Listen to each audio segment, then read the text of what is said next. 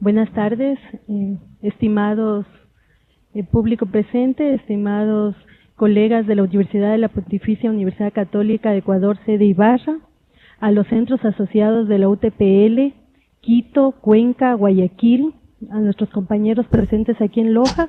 También un cordial saludo a República Dominicana, del Movimiento Familiar Cristiano, estudiantes del curso virtual El Desafío de Formarnos como Padres, que están siguiéndonos vía Internet, así como Nueva York y otros países que a través de la red de institutos latinoamericanos nos acompañan hoy en esta tarde. Un fraternal saludo a cada uno de ustedes desde el Instituto Latinoamericano de la Familia y la Universidad Técnica Particular de Loja. Tenemos el agrado de invitar esta tarde y compartir con ustedes a la conferencia El desarrollo de la personalidad madura, retos y propuestas para las familias. Quiero agradecer a la doctora Mara Álvarez, quien de forma generosa ha dejado muchas cosas personales y profesionales en su país de origen para acompañarnos esta tarde con las pautas que seguro van a fortalecer cada una de nuestras vidas en los hogares nuestros. Aunque es muy amplio el currículo de la doctora, me voy a permitir unas breves líneas de su perfil profesional. La doctora Mara Álvarez Segura nace en Valencia, España. Actualmente es psiquiatra infanto-juvenil en el Hospital Sant Joan de Déu de Barcelona y profesora de la Universidad CEU Abad Oliba de Barcelona, en la cual imparte la asignatura de Psicología de la Personalidad. Posee una amplia trayectoria en estudios de posgrado. Su doctorado lo hizo en la línea de aumento del egocentrismo como índice de psicopatología en la Universidad Abad Oliba CEU Barcelona y en la Universidad de Nueva York. Es miembro de la Escuela Idente en el campo de la psicoética, especialista en psicología de la personalidad y violencia en niños y adolescentes. Ha participado en múltiples proyectos de investigación vinculados con la dinámica familiar, así también como en congresos nacionales e internacionales. Su publicación científica es amplia, como también su participación como coautora en libros vinculados a la temática que hoy nos convoca. Es misionera idente y tenemos el agrado de decir también que la conocemos como una gran persona. Con ustedes, la doctora Mara Álvarez.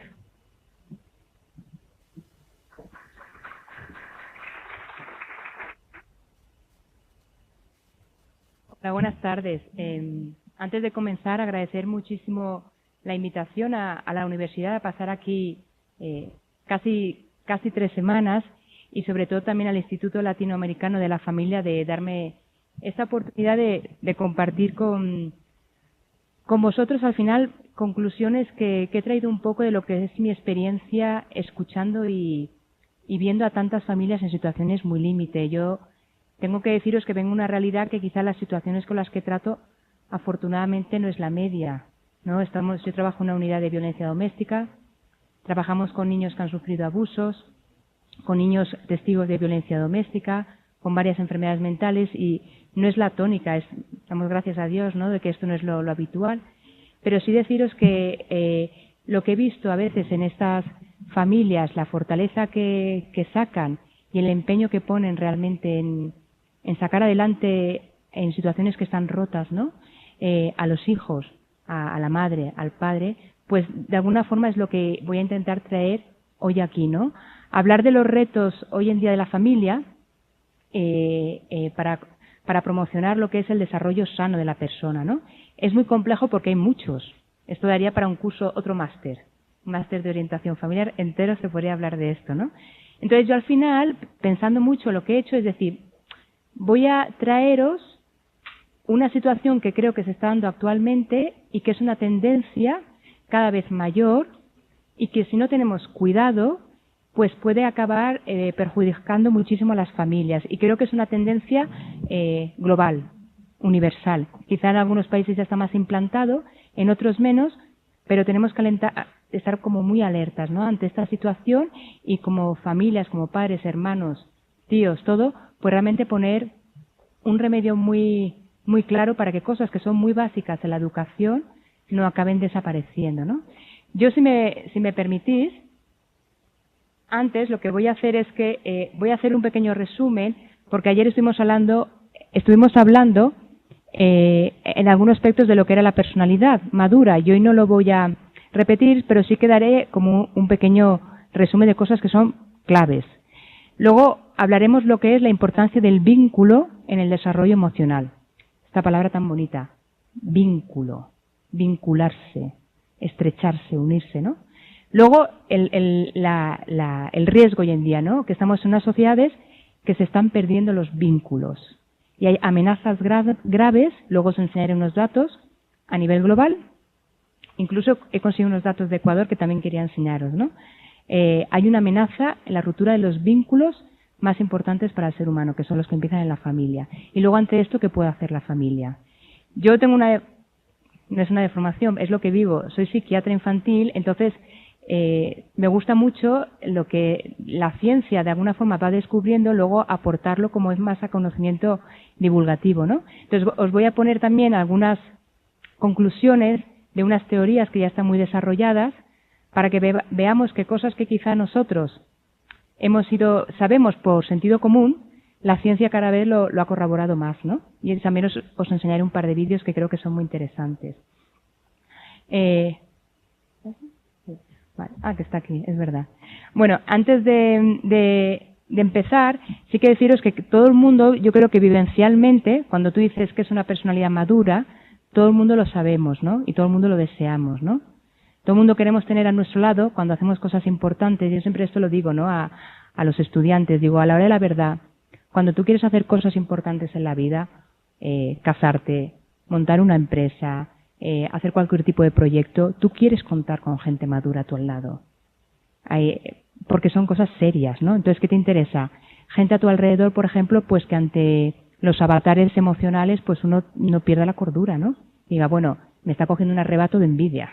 Y uno lo puede reconocer y no destruir a los compañeros. Pongo ejemplos muy claros, ¿no?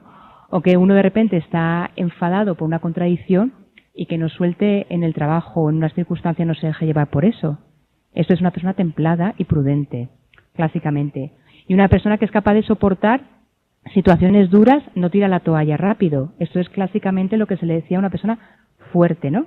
Son términos que se coge de la ética clásica, solo que se llamaban las virtudes adquiridas clásicas, la fortaleza, la prudencia, la justicia y la templanza, ¿no? Que hoy en día la psicología le pone otros nombres. A la prudencia le llama autoconocimiento, a la templanza le llama autocontrol y a la fortaleza le llama resiliencia. Pero si tú escarbas, está hablando de las virtudes clásicas de toda la vida que ya describió Aristóteles.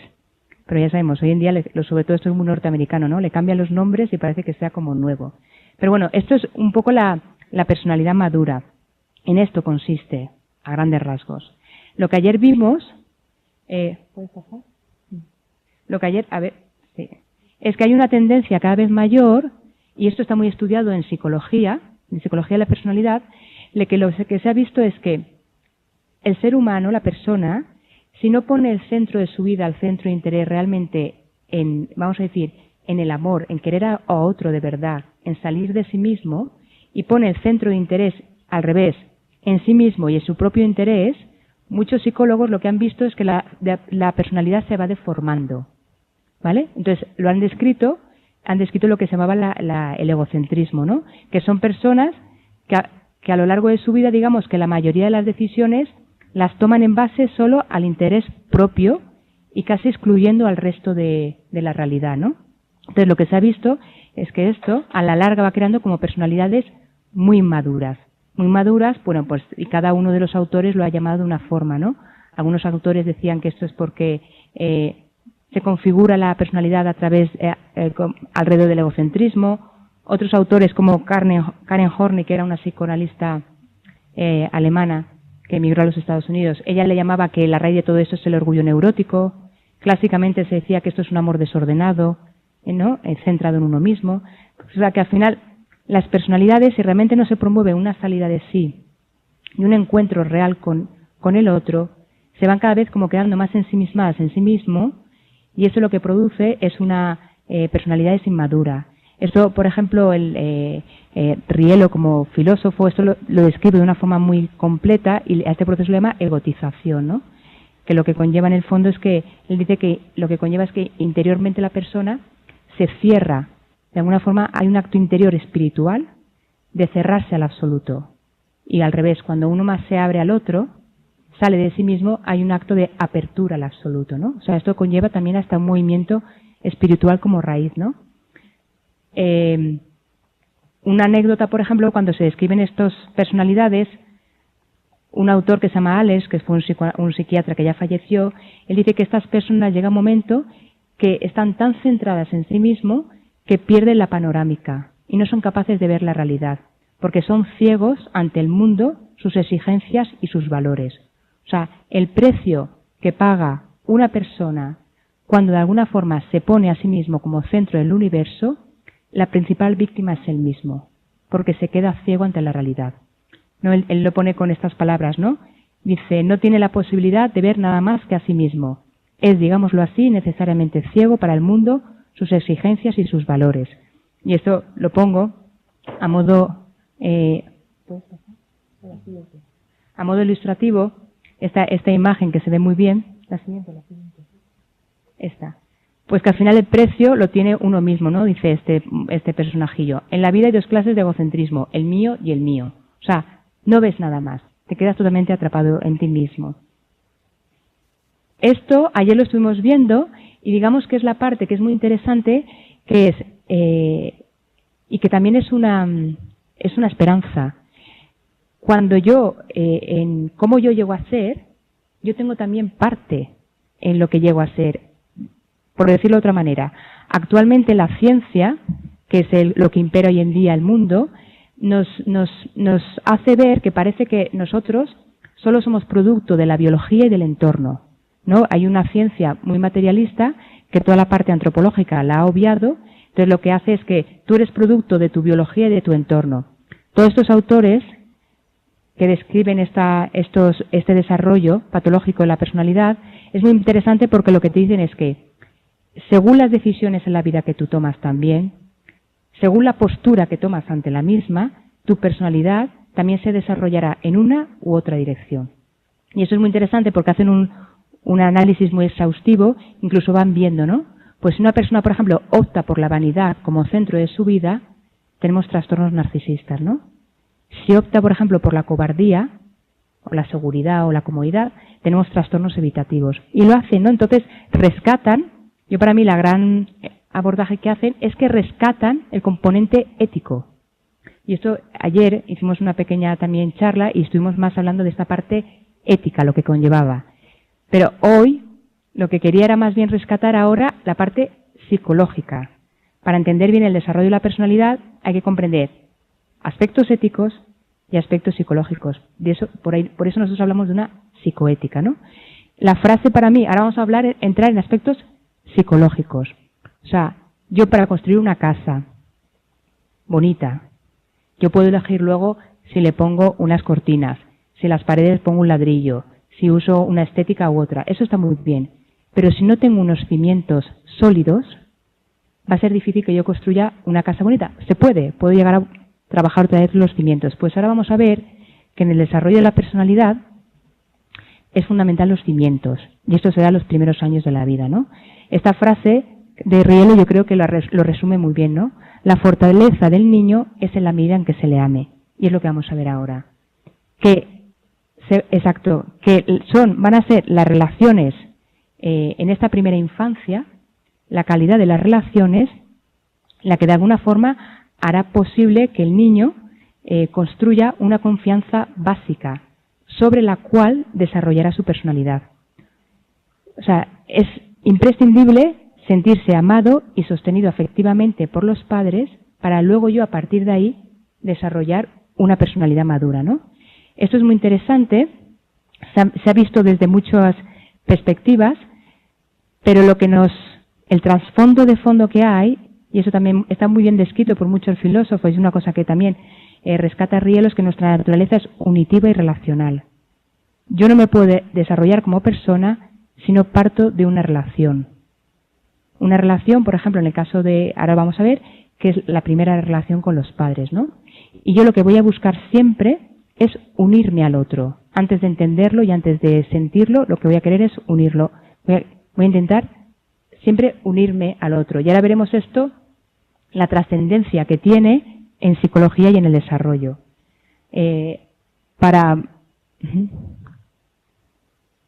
A ver si sale. Bueno, esto lo explico yo, no pasa nada. Nosotros lo que estamos haciendo allí en Barcelona es intentar entender luego cada personalidad concreta. Cogemos aspectos psicológicos que tienen que ver, por ejemplo, con todos estos condicionantes del desarrollo, y luego también estudiamos los aspectos morales, ¿no? En un momento dado, la persona por qué toma unas decisiones y en base a qué las toma. Cómo todo esto va confluyendo y permite el desarrollo en una u otra dirección. Y esto siempre teniendo de fondo claro cuál es nuestra naturaleza. Por eso aquí insistía que solo vamos a entender a las personas y cómo nos desarrollamos si partimos de que nuestra naturaleza es unitiva y relacional. Nadie en el mundo se puede criar a sí mismo sin ninguna relación. Eso ya está más que demostrado, ¿no? Incluso hay experimentos y casos, ¿no?, de niños que se han criado y salen casi hasta como fierecillas, ¿no? Pero ahora vamos a ver incluso en vídeos concretos cómo lo han ido avalando y esto las consecuencias que puede tener luego en la persona adulta. Vale. ¿Qué aporta? ¿Qué aporta todo esto la comprensión de la personalidad? Pues ahora vamos a irnos al tema de lo que es el estudio de las privaciones. Eso es. Vamos a intentar entender lo que es la calidad de la relación parental. A mí, personalmente, estos temas de la relación parental, relación filio-parentales o paterno-filiares, me sorprendió mucho cuando uno empieza a ver situaciones muy límite, te cuesta entender lo que le está pasando a un niño, porque a veces le faltan cosas que son tan básicas que cuesta hasta comprender que eso puede llegar a faltar en un niño. No sé si me explico. Yo cuando veía, por ejemplo, situaciones en que niños que con 8 o 9 años pues van creciendo con tantas deficiencias y luego te metías en el entorno familiar, decías, es verdad, es que no todo el mundo ha crecido en un ambiente en que se le ha garantizado su seguridad. No todos los niños tienen ya en su corazoncito de niños pequeños claros de que serán aceptados hagan lo que hagan. No todos los niños tienen la certeza de que son amados incondicionalmente, sino que vamos a ver situaciones en que todo esto puede quedar muy, muy dañado y de alguna forma esto va a hacer cojear mucho a la persona, ¿no? Entonces, la familia es el lugar de las primeras experiencias de amor y también de sufrimiento por heridas. El desarrollo humano es el desarrollo humano sano es un proceso por el cual las propias capacidades incipientes se despliegan en el momento adecuado y de manera adecuada. Y esto es un arte. Estar ahí al lado para permitir que una persona desarrolle sus capacidades en el momento adecuado es un arte. Y las experiencias de rechazo privan a la persona de un desarrollo adecuado de sus propias capacidades. Esto que os pongo así, con estas palabras, hay todas unas teorías en psicología que ya las han descrito. Por ejemplo, Bowley, que fue también un psiquiatra, ya en los años 70 describe una teoría que se llama la teoría del vínculo, ¿no?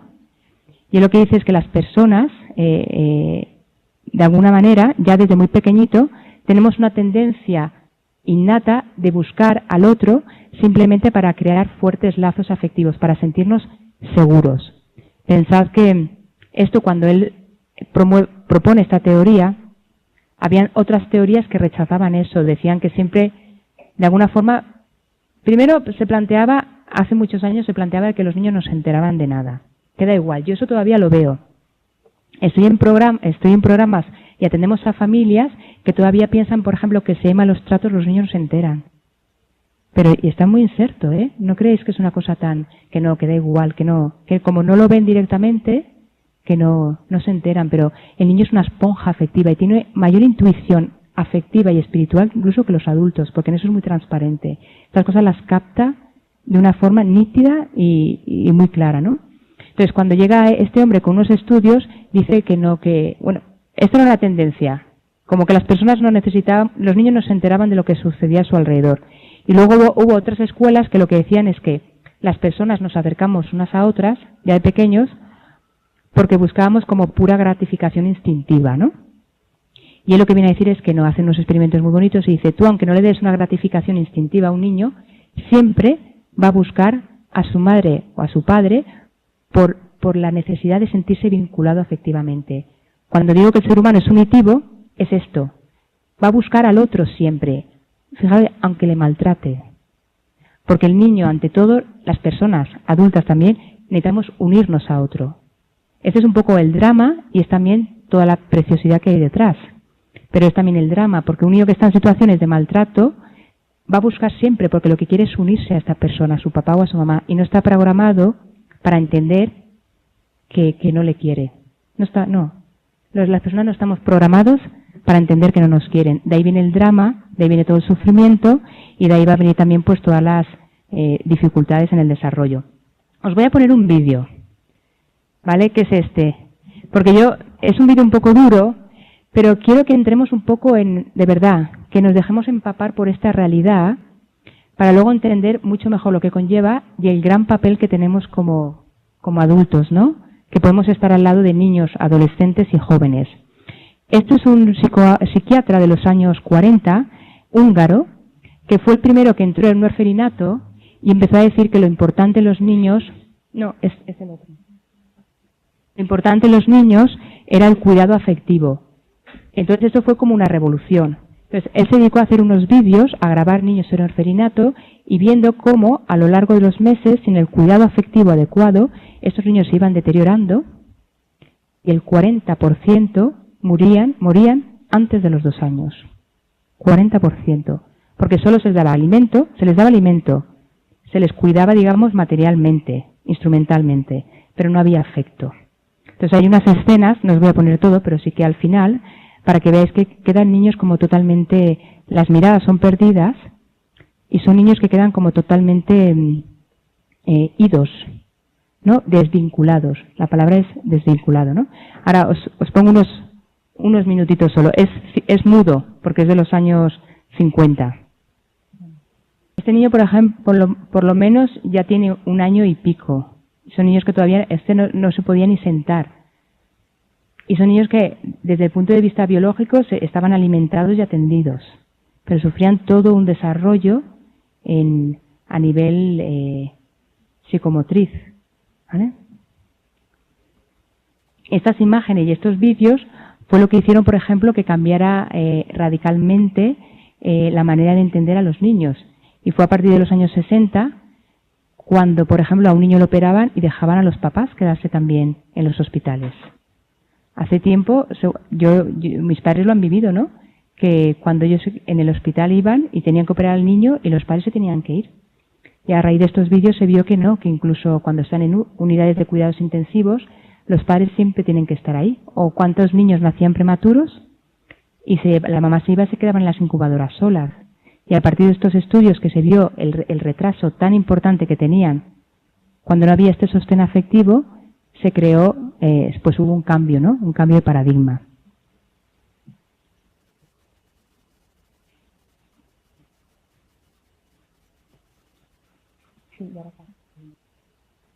Pues esto es un poco, ¿no? El trasfondo, que yo creo que todo esto, todos lo sabemos, pero a veces estamos en un mundo que si la ciencia no nos lo demuestra con datos, parece que las cosas no sean reales, ¿no? Y eso está más que demostrado.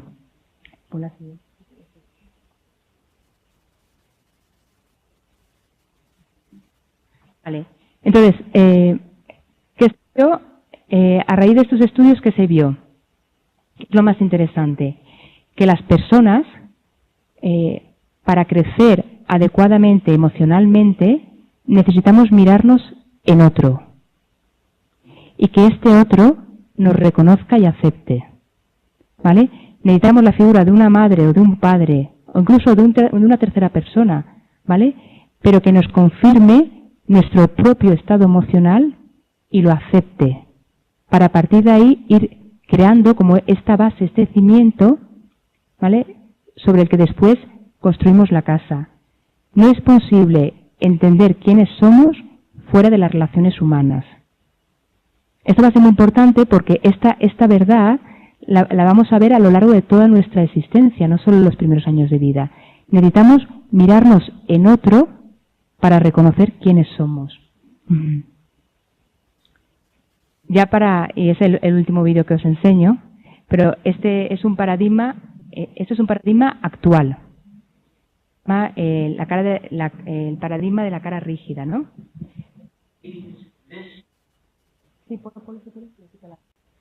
Y aquí lo que os voy a poner es, para que veamos, solo un niño de 6 meses, la capacidad que tiene tan desarrollada de leer y de interpretar los gestos faciales de su madre. Y a partir de ahí, él poder o serenarse o descontrolarse y no poder autogestionarse, no poder pues controlarse, ¿no? Esto es un paradigma actual que lo vamos a ver.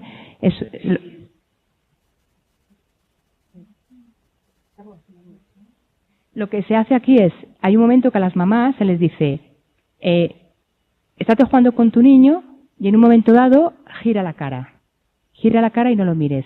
Y quiero que veáis la reacción que tiene un bebé de 6 meses.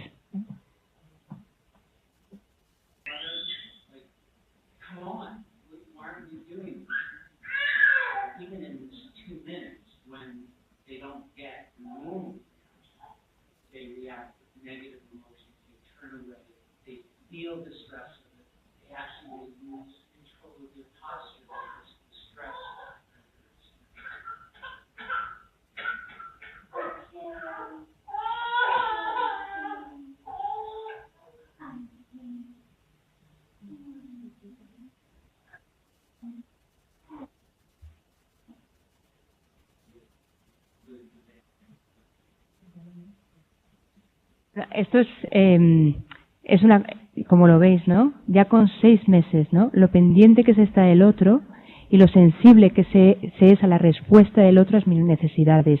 Y esta es nuestra realidad.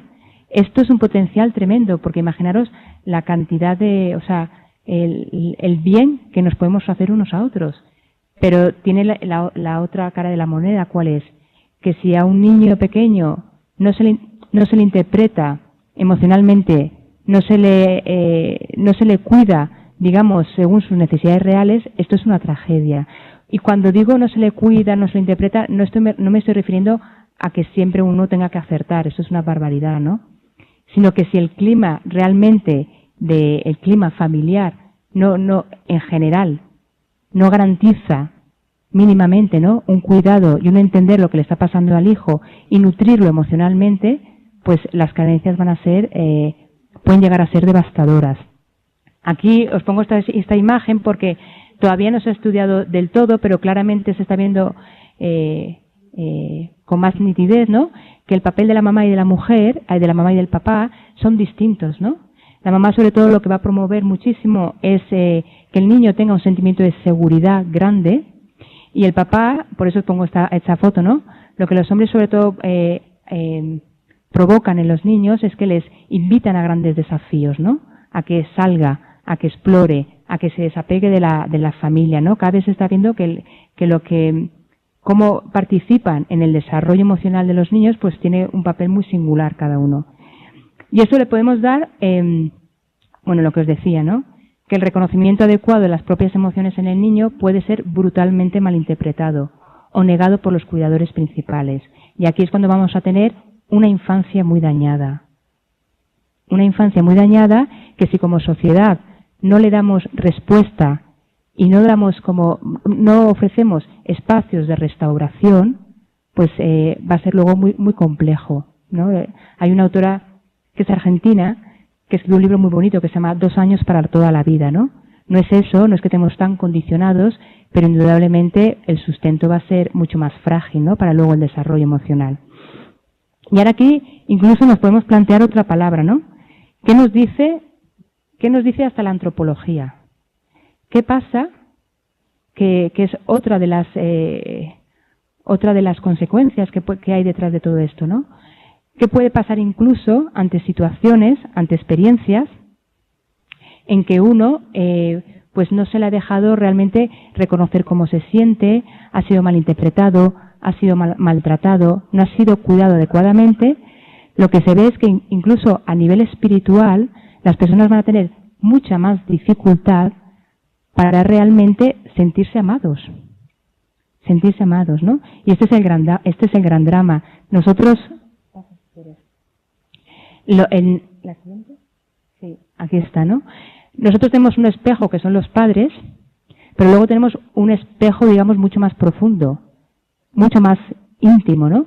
Que es por lo que estamos aquí cada uno, que es el amor que Dios nos tiene a cada uno de nosotros, ¿no?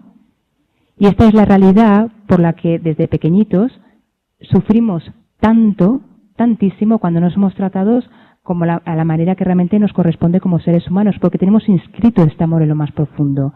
Y eso a los alumnos les digo, vamos a ver, ¿por qué sufrimos cuando, o vosotros mismos, ¿no? Yo os pregunto, ¿por qué si un niño se le trata mal, sufre?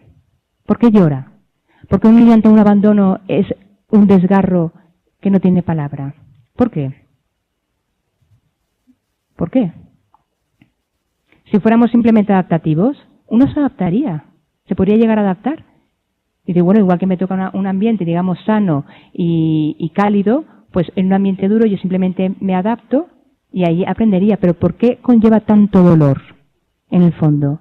Porque no estamos hechos para eso. Estamos hechos para amar y ser amados. Y el cerebro de un niño, hoy no tengo tiempo y sería otra charla, ¿no? Pero el cerebro de un niño está programado para el amor, no para el desencuentro, no para la violencia, no para la negligencia, ¿no? Entonces, cuanto más experiencias negativas tenemos en nuestra infancia, incluso nos ponen como un velo en nuestra vida, se nos pone como un velo para poder reconocer incluso un amor mucho más grande, que es hasta el amor divino por el que estamos aquí cada uno, ¿no?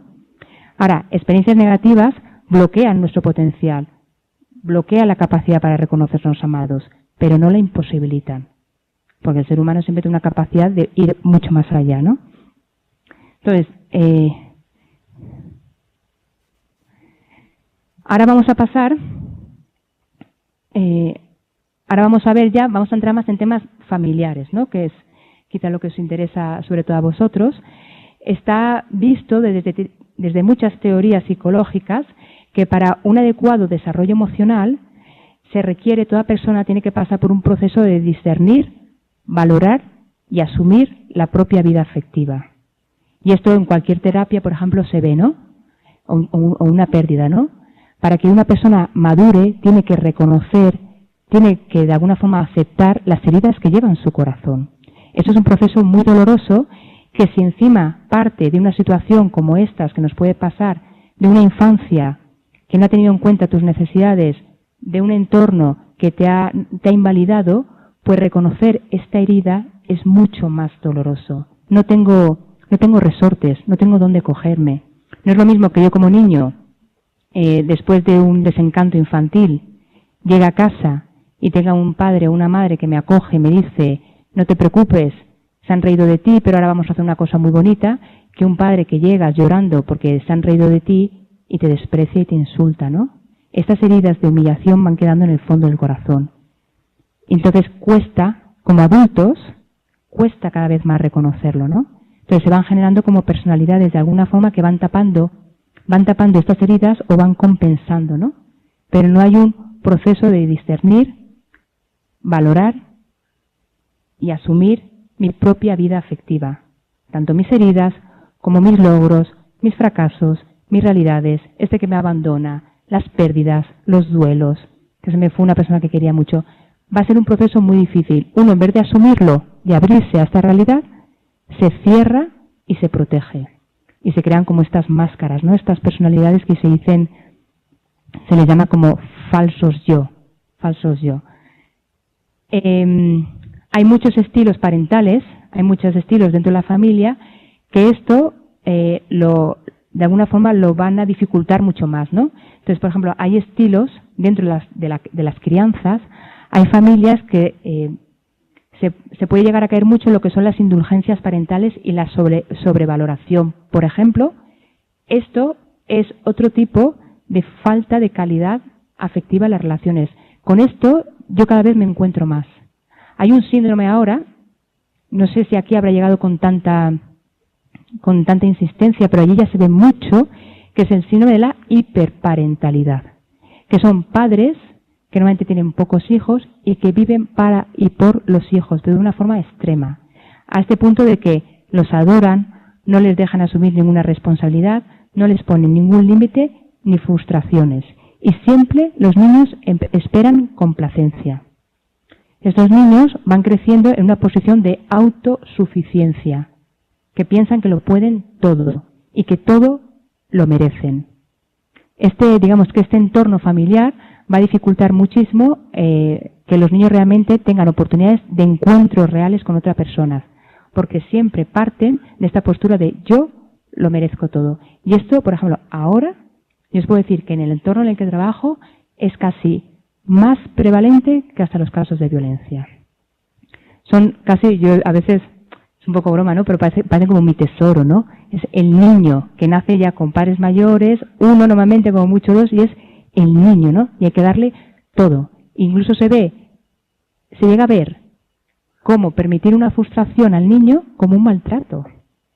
Que tu niño se frustre, se ve hasta como un maltrato, ¿no? Esto es una realidad. Y luego lo que estábamos diciendo ahora, ¿no? Pues todas las situaciones que conllevan a lo largo del desarrollo muchas negligencias y humillaciones, ¿no? Entonces, ¿qué va a pasar en estos niños que crecen defendiéndose? ¿Vale? Si el primer niño esté tan sobrevalorado, al final vas a tener una persona que no es capaz de asumir su propia vulnerabilidad porque se cree que todo lo puede. En el segundo caso vamos a ver niños en que se desprecia muchísimo su vulnerabilidad, su fragilidad. Vale, ¿y qué realidad nos estamos encontrando? Yo os he hecho toda esta introducción, bueno, más que introducción, todo este detenimiento en el vínculo porque estoy muy preocupada con lo que está pasando en las sociedades actuales, pero mucho. Hay un grupo de compañeros, de colegas en España que estamos escribiendo un manifiesto para enviar al gobierno, porque creo que se está atropellando a la infancia en la sociedad actual y a unos niveles que está haciendo de una forma tan sutil, tan rápida, que no nos estamos dando ni cuenta. Entonces, os voy a poner unos datos para que veamos cómo este entorno que hasta hace poco garantizaba de alguna forma un caldo de cultivo sano para que un niño fuera creciendo de manera aceptable, cada vez se está disminuyendo más. Fijaros bien, y pondré datos también de aquí. Hasta el siglo XVI, una familia media europea consistía en una veintena de personas, cuyas vidas estaban íntimamente conectadas a diario. Mis padres lo han vivido. Crecían en entornos donde alrededor habían diariamente unas 20 personas, tíos, abuelos, primos. Quizá en algunos entornos eso todavía se puede ver, ¿no? En el año 1850, el número de personas alrededor de un niño baja a 10. ¿Vale? En el año 1960, el número de personas que conviven en proximidad con un niño son 5. En el año 2000, el tamaño medio de los hogares son de menos de 4 miembros. Menos de 4 miembros. Y como dato paradigmático, y aunque venga de Estados Unidos, yo creo que es importante porque marcan tendencia, es que ya en los Estados Unidos 1/4 de la población viven solos. Esta es la realidad que se está imponiendo. Y si queréis más de esto, os recomiendo un documental, que yo lo recomiendo mucho a los alumnos, que se llama La teoría sueca del amor. Y ahí podréis ver también las tendencias sociales que se están imponiendo, ¿no? Más datos.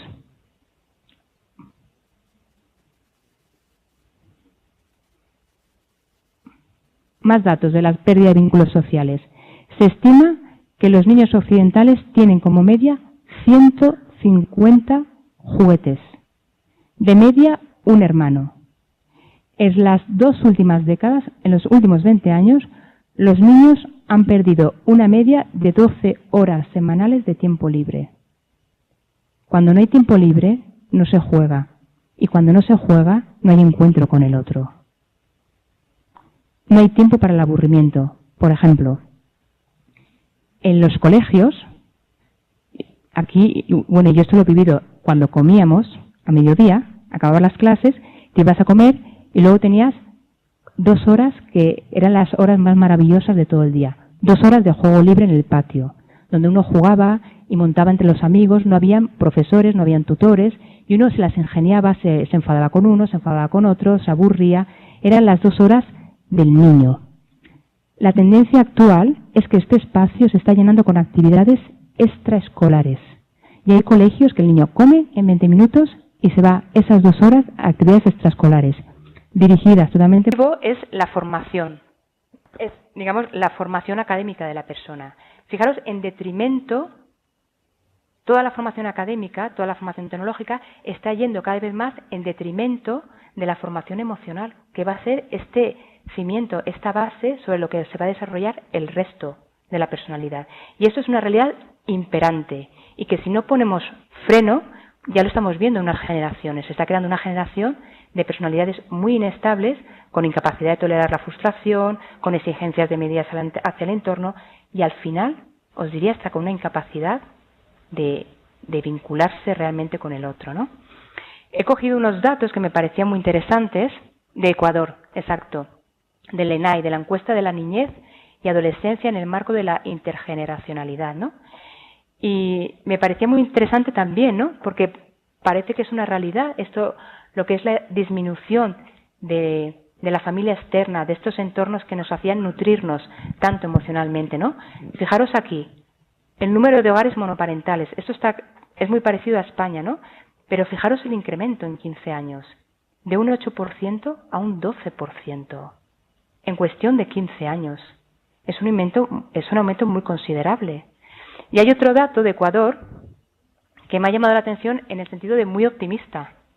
Digo, me hubiera gustado tener mucho más tiempo para indagar en él, ¿no?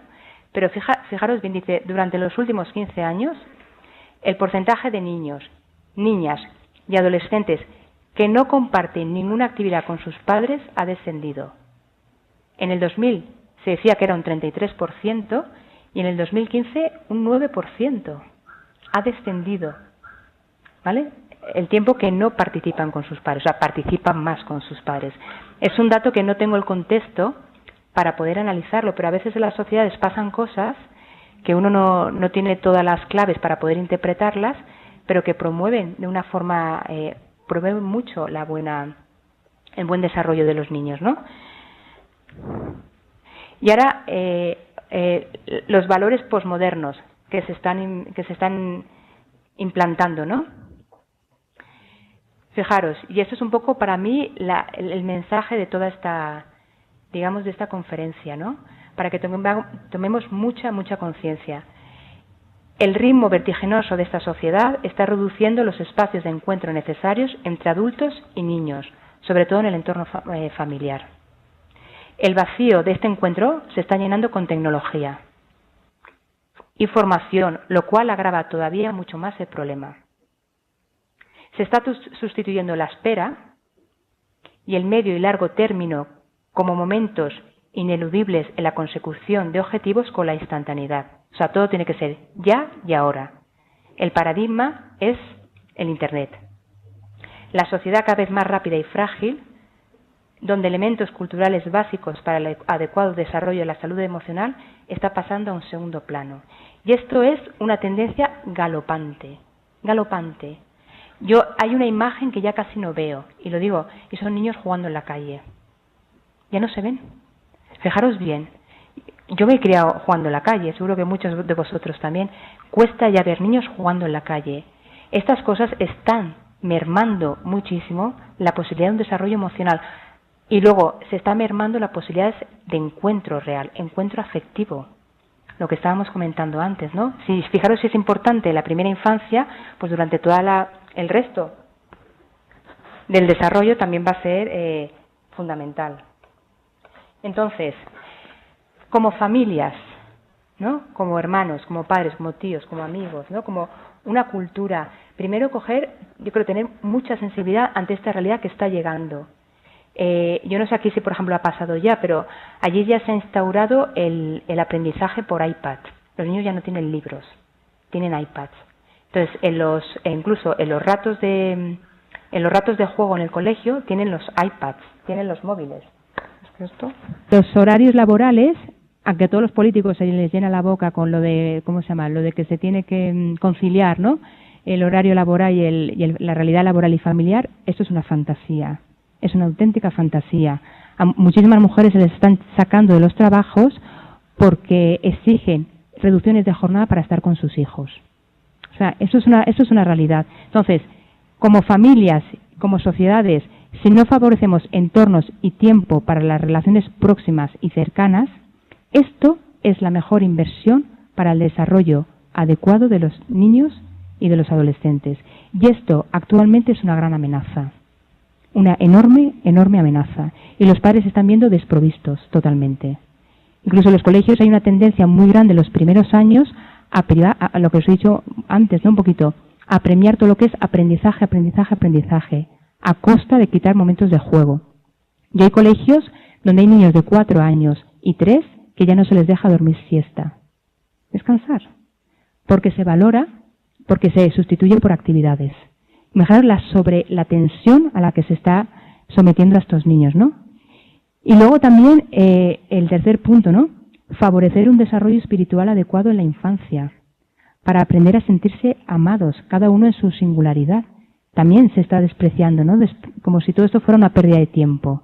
Solo parece que es rentable aquello que promueve realmente, pues esto, un aprendizaje, pero son momentos de encuentro, ¿no? Encuentro entre personas y encuentros hasta con lo más sagrado que tengo en el corazón. También se están totalmente como despreciando. Y ya para acabar, no sé si sabéis lo que es. Es la cúpula de la Sagrada Familia, ¿no? Yo siempre lo pongo porque a mí me da mucha esperanza de qué se construyó y cómo está ahora. Es una catedral que todavía está en construcción. Y esto es vista desde arriba, ¿no? Pero al principio, cuando empezó a construirse, se construyó con donaciones. Y hoy en día es una realidad, ya casi es una catedral acabada, ¿no? Siempre lo pongo como este toque de esperanza que ante cualquier realidad podemos cambiar el rumbo, ¿no? Y donde no había nada, empezar a construir algo realmente que marque una diferencia en nuestros chicos. Y nada más, yo me encantará poder contestar alguna de vuestras preguntas ante realidades más concretas de aquí, o cosas que queráis incluso aportar vosotros con vuestra experiencia, ¿no? Si veis que lo que os muestro está muy alejado de lo que vivís, o veis también que es esta tendencia, o al revés, ¿no? Si como sociedad todavía mantenéis como estos espacios tan sagrados para el buen desarrollo de los niños como familia, como sociedad, ¿no? Porque si es así, creo que esto hay que luchar muchísimo para preservarlo, pero mucho. Y si no lo hacemos nosotros, yo digo que políticamente no hay esta sensibilidad, en casi ningún sitio. Así que sin más, os dejo ahora para vuestras preguntas. Muchas gracias, estimada Mara Álvarez. Realmente creo que es un mensaje esperanzador, un mensaje que promete que a través del amor, de la comunicación y esa reflexión, sobre todo, y no solo que decimos calidad, sino también cantidad de tiempo, que es realmente una inversión en nuestra vida familiar. Agradeciendo cada una de esas pautas que nos ha dado a todas las familias a través de los que estamos presentes en los distintos centros y en los distintos países que están conectados vía IP. Agradecemos infinitamente. En este momento vamos a dar un orden, por respeto al tiempo, a las preguntas. Empezaremos con Loja, con la opción de una pregunta, seguirá Quito, Guayaquil, Cuenca, y si tenemos alguna pregunta vía WhatsApp de República Dominicana, también la vamos a aperturar. Entonces pido que puedan alzar la mano si hay alguna pregunta aquí en el auditorio, y si no, daríamos paso a la conexión a Quito. Hay una pregunta, le vamos a dar paso. Sí, buenas tardes. Yo soy Alexis Manrique, de la titulación de Medicina. La pregunta es la siguiente. En el segundo video que nos pasó, vimos la reciprocidad de la respuesta del niño con respecto a la expresión facial o gestual de la madre.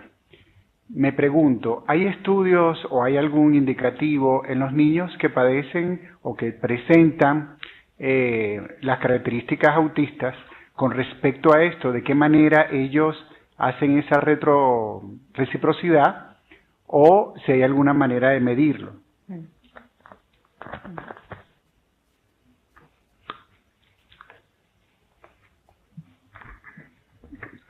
¿Su nombre era? ¿Su nombre era? Alexis. No, muchas gracias por la pregunta.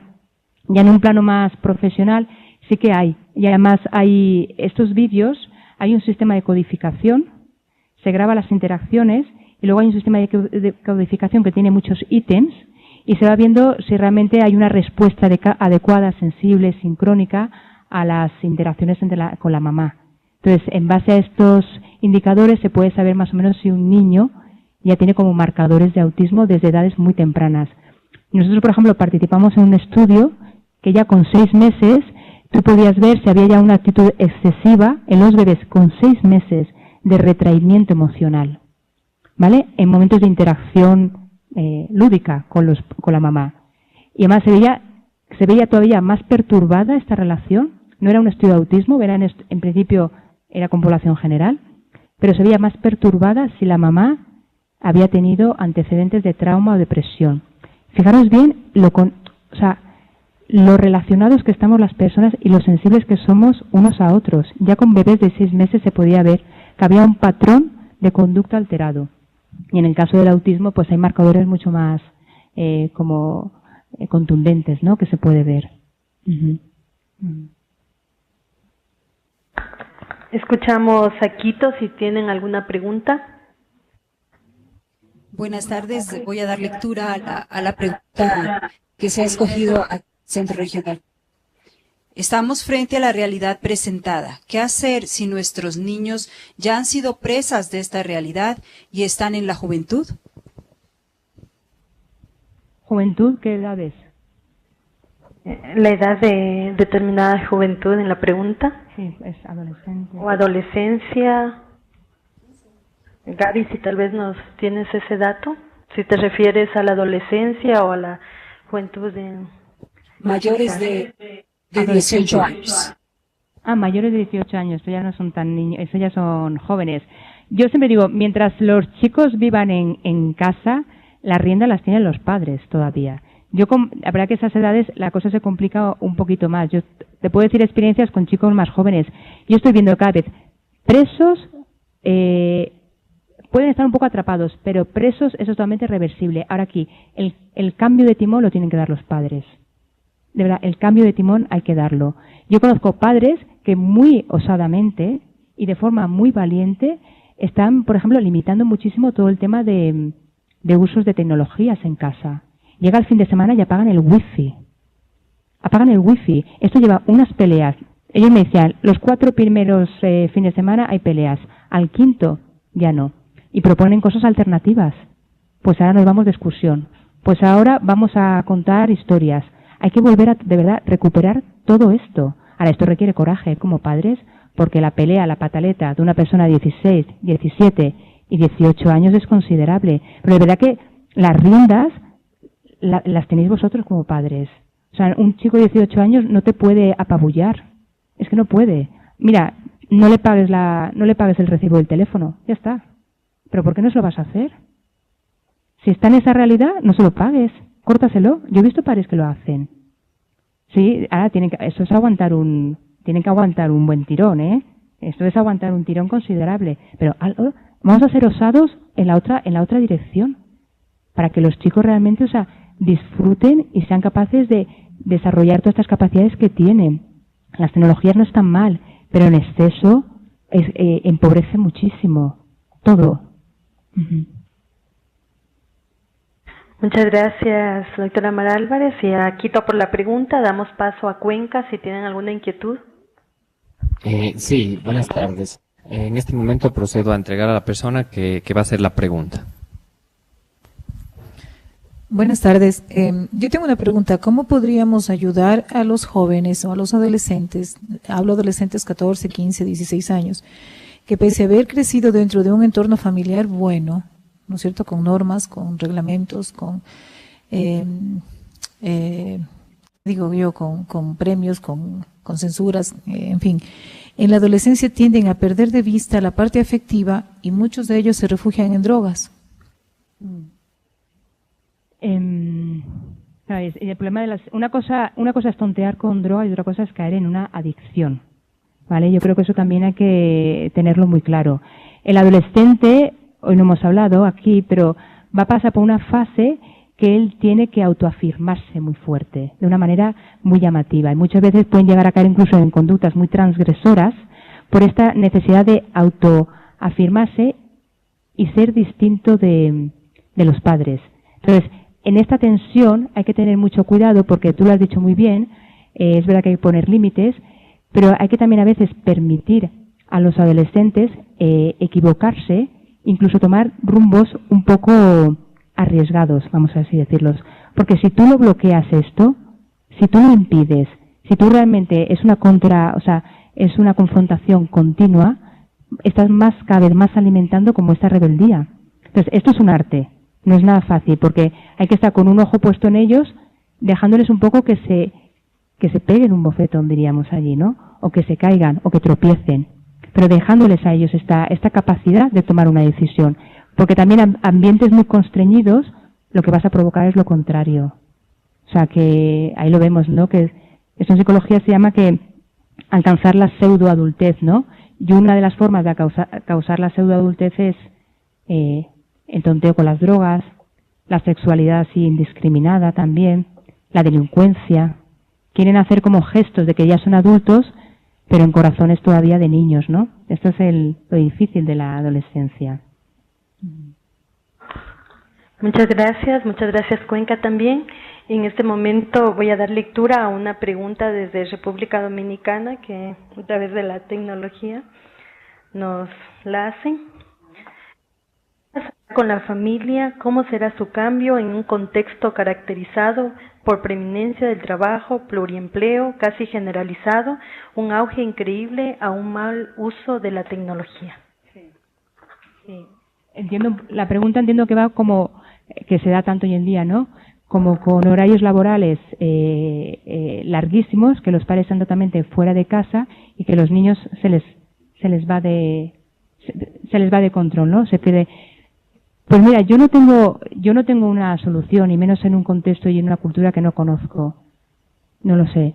Pero lo que sí que tengo claro es una cosa, que estos cambios solo va a ser posible si la iniciativa parte de los padres.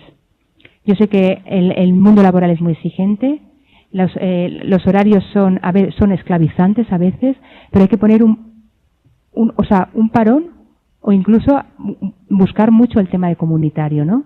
Entre varios padres, en un vecindario, presionar para que se construya, no sé, parques, centros lúdicos adecuados, centros cívicos donde puedan ir los chicos y no estar todo el día enganchados. Pero esto, la fuerza realmente la tienen los padres. Y se han conseguido, muchas veces, se han conseguido verdaderos cambios de timón por la presión. Pero esto hay que mentalizarse de que la infancia en este momento, a nivel político, no interesa. No interesa, es una inversión a larguísimo plazo. Entonces, hay cosas que solo desde la sociedad civil y desde esta exigencia se va a producir cambios o con muchísima presión. O sea, interesa, pero no digamos a la escala que se tendría que facilitar, ¿no? Yo, por ejemplo, os puedo contar muchas anécdotas, ¿no? En España se les llena la boca con los permisos maternales, ¿no? Y luego la realidad es que muchas empresas, si la mujer se queda embarazada y la obligan a irse. La obligan a irse. Esto es una realidad. Y por presión incluso de las propias mujeres, de la empresa. A mí me pasó esto, tú también. Entonces aquí, primero, como sociedades, vamos a permitirnos pensar. Segundo, reflexionar conjuntamente. Y tercero, no tener miedo a propuestas arriesgadas. No sé, yo en esto soy un poco, reconozco, y a los papás también siempre los animo, ¿no? He visto tantos cambios, por ejemplo, con el autismo, con el cáncer infantil, a raíz de lo que han hecho los padres.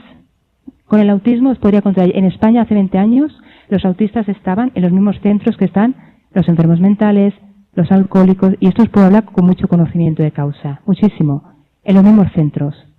20 años después ya hay centros de autistas. Ahora, lo que han hecho estos padres, y lo han hecho los padres, día a día, aglutinándose, pensando, el cáncer infantil. En Barcelona se va a construir un centro solo por la presión de los padres. Cada vez más, en eso de verdad, el Estado, en los estados en esto, si no los empujamos va a ser muy difícil. Entonces ahí tenemos creo que de verdad, una gran fuerza como sociedad civil. Muchas gracias. Un poco para ir cerrando esta serie de preguntas, voy a dar paso a Quito, que tienen otra inquietud, para que nos ayude con su respuesta. Muchas gracias. La pregunta dice, ¿cómo manejar los lazos afectivos en parejas disfuncionales como ejemplo de padres? ¿Cómo manejar? ¿Cómo manejar los lazos afectivos en parejas disfuncionales como ejemplo de padres? Ya. Primero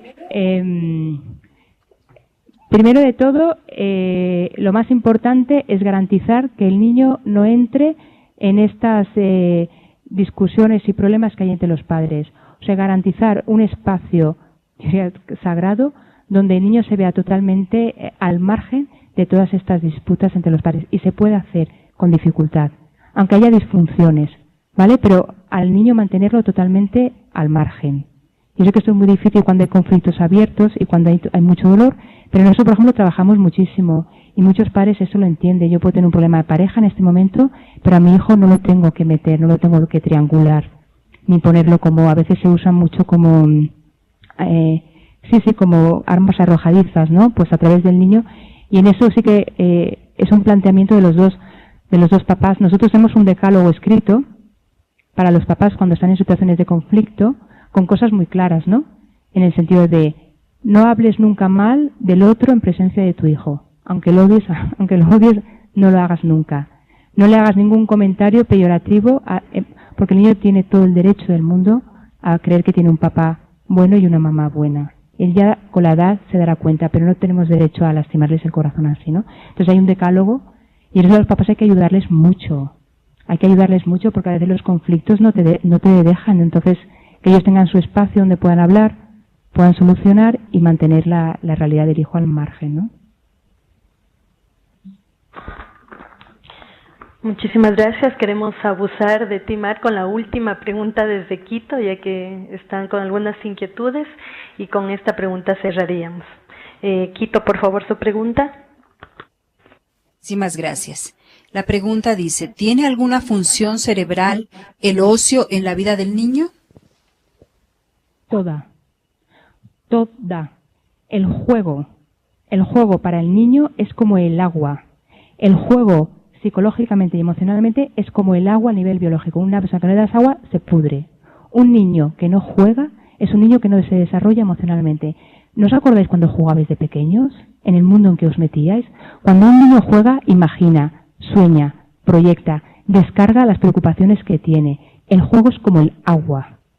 O sea, jugar no es para un niño, ahí proyecta incluso todas sus ilusiones, se imagina cosas, todas sus capacidades mentales internas las va desarrollando en el juego. Entonces, por favor, no privéis y no penséis que el juego es una pérdida de tiempo. Al contrario, es la mejor inversión a un niño es dejarle jugar.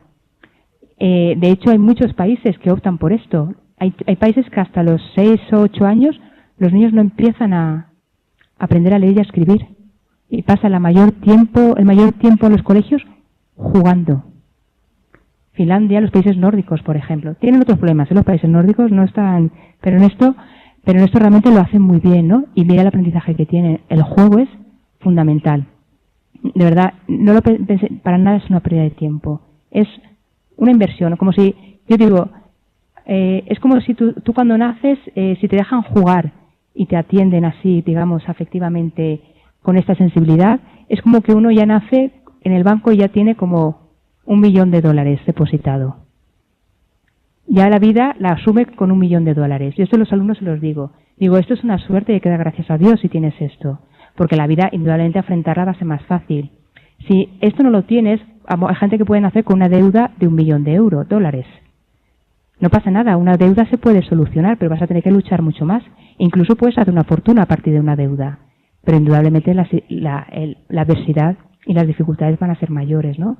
Pues el juego es una inversión, la mejor.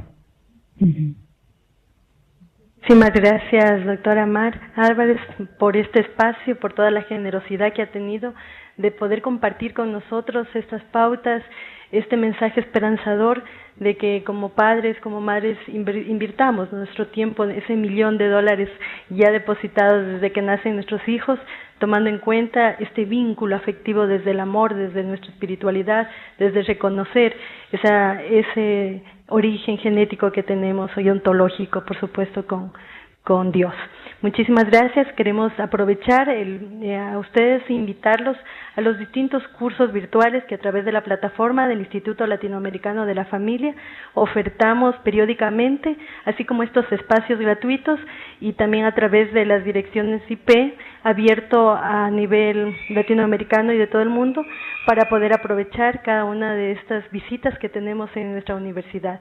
Les invito también a visitar nuestro portal del Instituto Latinoamericano de la Familia, en el cual encontrarán diversos recursos educativos. Muchísimas gracias nuevamente a los centros universitarios conectados, a la PUCE de Ibarra y a nuestros hermanos de República Dominicana y Nueva York que están siguiéndonos.